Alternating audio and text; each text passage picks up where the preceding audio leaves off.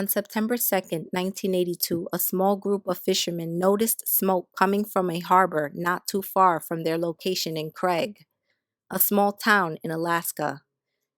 The fishermen noticed a noticeable billow of smoke approaching the dock from about a mile away. Residents from the small town of Craig decided to go in and investigate the origin of where the smoke was coming from. They quickly realized that the smoke billowed from a 58-foot fishing vessel called the Investor. The Investor had left the port near Craig about a day earlier. The vessel itself had remained uncomfortably silent, anchored near Fish Egg Island. Emergency responders had a difficult time silencing the aggressive flames, and ultimately, when the flames did die down 2 days later, it then took several weeks to conduct a full investigation on the cause of the fire. 4 crew members, along with a small family of 4, were later determined to have been inside of the vessel when it went out in flames.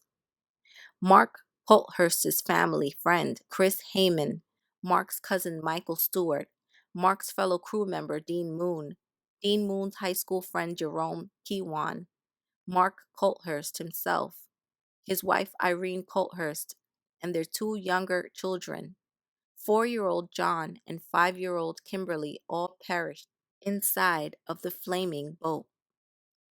It was later determined that both Mark Culthurst and his wife Elaine Culthurst were both shot several times before they would succumb to their final demise, while the boat continued to burn in flames. Mark Culthurst's wife Elaine was pregnant. The only remaining fragments found of the victims were teeth, bones, and a torso. Whoever the killer was had thought diabolically in knowing that there would be little to no evidence left at the scene, since Mark's son John's remains were never found. It was also believed that his room was hit the hardest. John was said to have been sleeping when the fire was set. Blood alcohol levels suggested that all crew members except for Elaine were all intoxicated before their deaths. Mark Culthurst was a successful and well-known fisherman in the area, catching thousands of dollars worth of fish. The vessel itself was reported to have been worth anywhere around $850,000. But even as being known as a hard worker and successful fisherman, he was also known as having a cocky attitude and was at times shown to have been short-tempered with others. His short temper sometimes got him into fights. Witnesses later reported a young man, possibly in his 20s, weighing in at around 150 pounds, wearing a baseball cap, steering the boat's skiff away from the Investor boat itself. Some who knew Mark Culthurst well reported that they did not recognize the man steering the boat. Many believed that he did not belong to the fishing crew that Culthurst hired on a regular basis. Others, however, claimed that the young man resembled the fisherman that Mark Culthurst hired from time to time, 23-year-old John Peel. For 2 years, he was known to have been working with Culthurst on several fishing boats. In 1982, however, he began working in a different ship as a crew member. He was also known to have dated Mark's sister in the past. No physical evidence was found to tie John Peel to the crime. The only evidence police had to match Peel with the crime was circumstantial evidence. Witnesses that claimed to have seen Peel steering the boat away from the skiff. However, it is said that there were many other young men fitting Peel's description of the suspect walking around town. Peel ultimately took a polygraph test and failed. Other acquaintances of Mark testified that John Peel was allegedly fired by Mark for allegedly abusing drugs and alcohol on the job. 2 years after the crime, John Peel was arrested at his hometown in Washington. He was charged with first-degree murder and first-degree arson. Peel's trial began in March of 1986. The prosecution argued that John Peel grew enraged when he was fired by Mark and allegedly shot and killed both Mark and his pregnant wife, Elaine. He then allegedly set the boat on fire to cover up the crime itself. One witness states that 1 month after the killings, he started to remember hearing screams and shots coming from the boat. Another witness claims that he saw John Peel allegedly board the boat on the night of the killings. Another witness claims to have sold gasoline to Peel hours before the boat was set on fire. Many other witnesses stepped forward and claimed that there was bad blood between the two men. Peel's attorney, however, testified that someone else could have been the killer, alleging that one of the crew members could have committed the crime since his body was never recovered. 6 months of testimony and 6 days of deliberations resulted in a hung jury and a mistrial. Peel's second trial started in January of 1988. News reports noted that it was the state's longest running prosecution and that $2 million was said to have been the most expensive. Thereafter, it took 3 months of testimony and 4 days of deliberation to acquit Peel. 2 years after his acquittal, Peel filed a $177 million civil suit against the state, alleging wrongful prosecution. 7 years later, he settled for a reported $900,000. 37 years later, the case still remains a mystery. Did John Peel allegedly get away with murder? Or is he really an innocent man?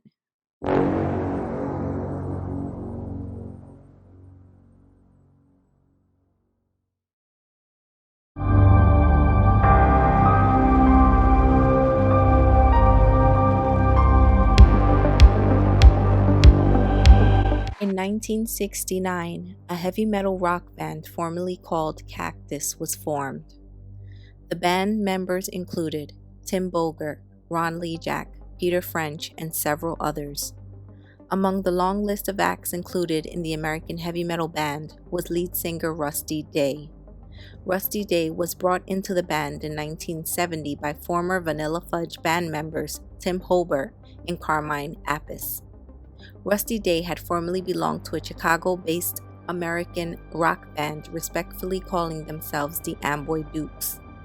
They later based their band in Detroit, Michigan, well known for their hit single, Journey to the Center of the Mind. Rusty Day would only stay with the Amboy Dukes for one album titled Migration, before deciding to leave the band to perform as lead vocalist for Cactus. During his time with Cactus, he also worked alongside several other bands, including the band Detroit, an offshoot of the Detroit Wheels. In 1976, Rusty Day placed an ad on behalf of his current Cactus bandmates in Rolling Stone magazine, which stated that they were in need of good guitar, bass, and drum players. They had a promising lineup from 1976 up until 1979 and featured Gary Madman Moffett, who currently plays drums for 38 Special. Rusty Day ultimately turned down AC/DC's request to have him join their band in the hopes of replacing Bon Scott. Rossington Collins also requested for Rusty Day to replace Ronnie Van Zant, who at the time perished in an unfortunate plane crash. Rusty Day eventually helped Rossington form a new band called Uncle Acid and the Permanent Damage Band. The band ultimately hit a deal with Epic Records. Rusty Day formed his last band, the Rusty Day Band, in 1979. On March 6, 1982, Rusty Day, his 11-year-old son, his dog, and Garth McRae were all fatally shot when someone approached Day's home and fired several gunshots through Rusty's windows. A person of interest that still remains shrouded in suspicion is former bandmate Ron Sanders. Since 2011, investigators asserted Sanders to the 1982 crime. Officials believed that the attack had been drug-related, claiming that Rusty Day had allegedly owed Sanders money for unpaid drugs given to Day. Rusty Day had been allegedly dealing cocaine on the side while working and performing with Uncle Acid and the Permanent Brain Damage Band. As others have also noted, Ron Sanders had been known around town as a well-known drug dealer and even served time in prison for drug-related charges. He ultimately accepted a plea bargain and was later released. Former roommate and guitarist Monty Mondo Thomas claims that when the incident occurred, he had agreed to drive a friend out of town. He further goes on to confirm Rusty Day's cocaine drug deals with Ron Sanders and claims that Ron Sanders was growing impatient with waiting for his money from Rusty Day. It's speculated that both Rusty and Sanders shared a few harsh words before Sanders returned to Rusty's Florida home and opened fire at Rusty's windows with a machine gun, killing the victims including Rusty. Monty further claims that the reason for Sanders killing Rusty was simply because of a drug deal gone bad. Monty says that Ron Sanders was allegedly crazy and abused drugs quite often. He possessed the finances to continue his cocaine addiction and with that had obvious mental issues. 6 weeks after the murders, the prime suspect, Ron Sanders, shot and killed himself when police surrounded him in his home for an unrelated charge. Sanders was being convicted of shooting and killing a former Volusia County deputy while involved in a 12-hour siege at his residence.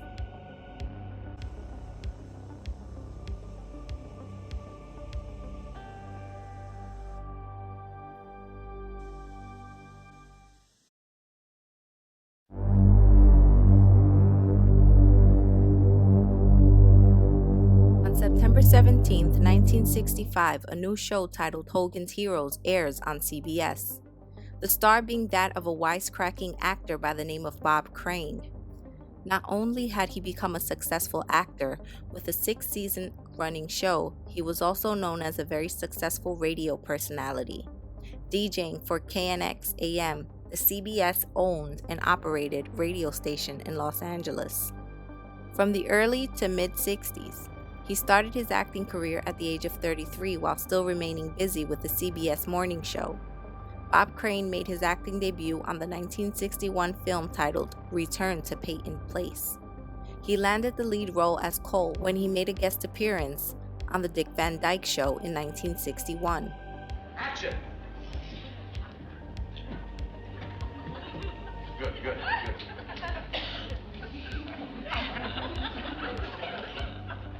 Ah, Cleopatra, my enchanted. At last, I have a roam from Rye. I'm sorry, Rob. I'll get it.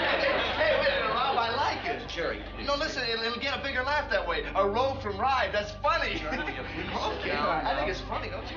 Okay, Harry, take it again, will you? But you don't not clear back to Rome. Just take it. Ah, Cleopatra. We'll go past that, Harry. Just take it from your cue, right from Rome, right? A ride from Rome. Mark Antony, pray tell, how are things in Rome? You see, I told you she could do Wallace Beery. And a supporting role on The Donna Reed Show in 1958. After the cancellation of Hogan's Heroes in 1971, Bob Crane landed several TV roles and a few Disney roles. In 1975, Bob Crane landed his own TV show but was canceled after only 2 months of its on-air presence. Bob Crane's career had taken an unexpected downfall, which led him to take dinner theater roles. In 1978, he landed a lead role in the production of the play titled Beginner's Luck. The play was set at the Windmill Dinner Theater in Scottsdale, Arizona. Not too long after, Bob Crane was found bludgeoned to death at the apartment that he resided in on June 29, 1978. Authorities believe that Bob Crane must have known who his assailant was since there were no signs of forced entry. The medical examiner later determined that Bob Crane was killed while he slept. He was hit in the head twice with a heavy object and was believed to have had an electrical cord tied around his neck. It was also believed that Bob Crane was strangled only after being hit with a heavy object that was used to kill him. The weapon in question was never found. Many started to speculate that the primary suspect had to have been Bob Crane's friend, John Henry Carpenter. John Henry Carpenter was a known video equipment salesman who oftentimes sold film equipment to Bob Crane.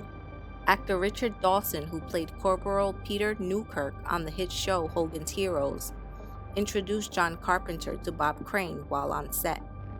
The two would later remain good friends, frequently attending social gatherings together. Bob Crane would ultimately introduce John Carpenter to many as his manager. Later, both Bob Crane and John Carpenter would begin videotaping their sexual experiences with one another. John Carpenter would videotape the women performing in sexual acts with Bob Crane and himself. Some of the women were reportedly recorded by Carpenter without consent. They later found out about their sexual participation only after they were informed of Carpenter's sudden demise. John Carpenter would ultimately become sales manager at Acquittals. With a new role to fill, he also took advantage of the opportunity by purposely fitting his schedule to coincide with Bob Crane's tour schedule for the purpose of meeting up with Carpenter to continue filming their sexual encounters with other women whenever Crane had any downtime. Several years later, in 1994, Bob Crane's murder case was reopened, and investigators tried John Carpenter for Bob Crane's murder. After investigators found Bob Crane's blood type inside of John Carpenter's vehicle. 2 years prior, while investigators were building a case against suspect John Carpenter, one investigator confirmed that inside of Carpenter's car, he saw what had appeared to have been small amounts of brain tissue on top of a photo that Carpenter had possession of inside of his car. Several others speculated that John Carpenter had to have been the alleged killer, while others thought that maybe perhaps a jealous husband of one of the girlfriends or wives seen on some of Crane's sex tapes and photos could have possibly killed Crane in a jealous rage. Some witnesses also alleged that on the night of the murder, Carpenter had gotten into a heated argument with Crane, while others insisted that on the night of the murder, both Carpenter and Crane had a friendly dinner with one another. Could Carpenter and Crane have gotten into an altercation after their friendly interaction at dinner? Did the argument between the two actually occur? And if so, when and where were they seen and heard arguing? It was alleged that Bob Crane was trying to slowly win his way back into the acting sector of his life. Some close to him mentioned that Crane had finally realized that he himself had a problem, and as a result, burned several bridges in the entertainment industry with his inappropriate sexual habits with women. He wanted to leave his sex addiction behind to get his successful career back, as others speculated. It was also said by some close to the actor that while he was trying to get his successful acting career back on track, he also wanted to cut all ties with John Henry Carpenter. John Henry Carpenter was later acquitted of all charges. Many believed that Carpenter got away with murder, while others believed that the murder suspect could have been someone married or romantically involved with one of the young women videotaped or photographed by both Crane and Carpenter. Bob Crane's son, however, believes that his stepmother, Patricia Olson, was involved. There are absolutely no clues in the murder of actor Bob Crane, who was known to millions as Colonel Hogan in the television series Hogan's Heroes. The police in Arizona have no idea who entered his room and beat him to death. Here's more from Kim Sedgwick of station KTAR. Crane's body was found in his room in an apartment complex in Scottsdale. He was discovered by an actress friend who had an appointment with him. He was curled up in bed with the covers pulled up. An electrical cord was wrapped around his neck. According to the medical examiner, Crane was killed by at least 2 heavy blows to the head. I believe the man was asleep when he was hit over the head, and he never moved after he was hit. And after he died, or while he died, the ligature was applied around his neck for good measure, but that did not contribute to his death. The 49-year-old Crane was in Scottsdale appearing in a production of Beginner's Luck at a local dinner theater. He was best known for his role as Colonel Hogan in the TV series Hogan's Heroes, a hit program which ran 6 seasons. Police speculate that Crane was murdered with a tire iron. There was no sign of a struggle and no forced entry. Robbery has been ruled out as a motive since valuables remained untouched. Kim Sedgwick for NBC News, Phoenix.